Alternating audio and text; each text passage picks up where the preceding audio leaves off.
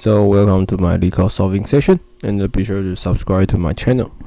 So this is called self-dividing numbers.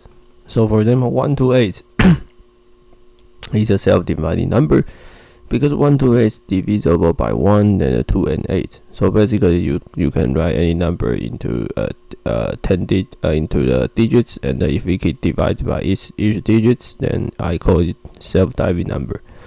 And also, self-dividing number is not allowed to contain the digit 0. Otherwise, you cannot divide by 0. Okay, so this is somewhat give you a left and right. You want to print out all the self-dividing number. Okay, so this is stupid because all we need to know is check whether each number is divided by whether each number is a self-dividing number. So the key point is that we define the function called isSelf. So itself means is self-dividing numbers. So basically, if I change the original number into a string, if the string contains 0, I return false.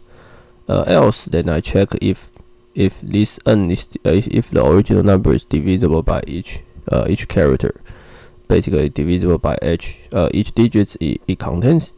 And if this is not true, then I return false. If we pass all the tests, then I return true. And the rest is very stupid. You start from L equals, you initialize the empty list, and then from left to right +1, and then you check each one. If it's true, then you just append, then you just return, So this is probably the unlog n time. Okay, so it's faster, and the memory is used very less. So basically, this is similar as the solution, but I write a different basically it's exactly the same, but I write it as my own way. So it's basically space complexity is only this d, and the time complexity is d log r. Yeah, so it's somewhat very fast.